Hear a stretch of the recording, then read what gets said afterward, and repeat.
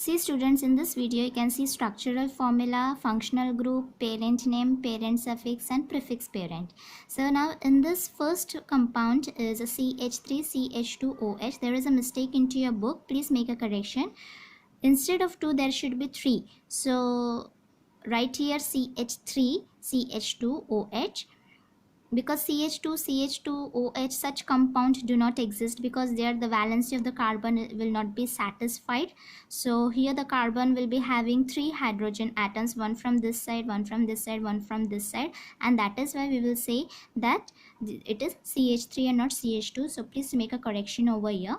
So now this compound is having 2 carbon atoms, and that is why the parent name is going to be ethane. And as there is presence of the functional group alcohol, we will use the suffix ol, and we will remove e from this parent name and we will add ol, and this is how the IUPAC name of this compound is going to be ethanol.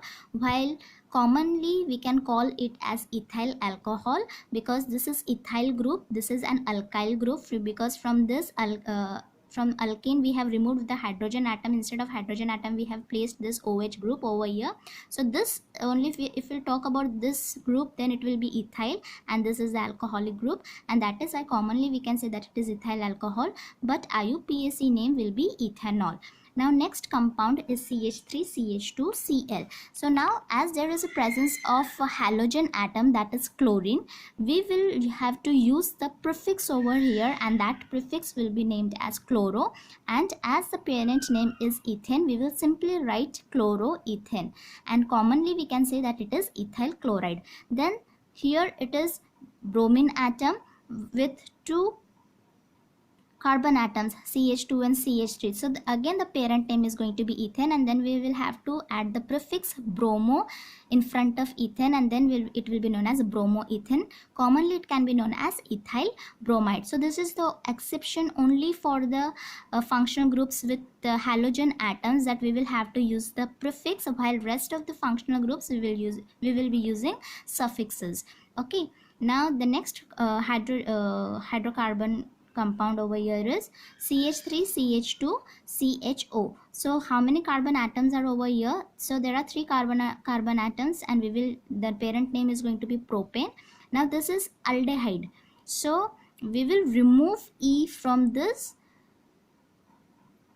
parent name propane, and instead of E we will add Al of aldehyde, and then it will be known as propanol.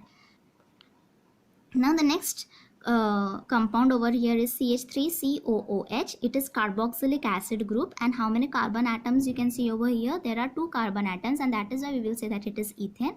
Then we will remove E from the parent name, and then we will add OIC acid, and then it will be known as ethanoic acid, and commonly it is known as acetic acid. Diluted form of acetic acid will form vinegar, which can be used as a preservative for the food. So this is how you have to, as per the IUPAC rules, you have to name the compounds. Then the 6th compound you can see CH3NH2. It has only 1 carbon atom, and because of that the parent name is methane. So remove E from methane and just add amine, it will become methanamine. Last compound you can see CH3COCH3. So this is ketone, the functional group is ketone, and this is a carbonyl atom, because oxygen will be connected to carbon with double bond. So this one is going to be the carbonyl carbon, and with 2 alkyl groups side by side. So this is the functional group which is known as ketone. Now how many carbon atoms you can see over here? There are 3 carbon atoms, and that is why the parent name is propane. So remove E and just add ONE of ketone. So that is why the word will become propanol. So this is how you have to name this. IUPAC names you have to give to such kind of compounds.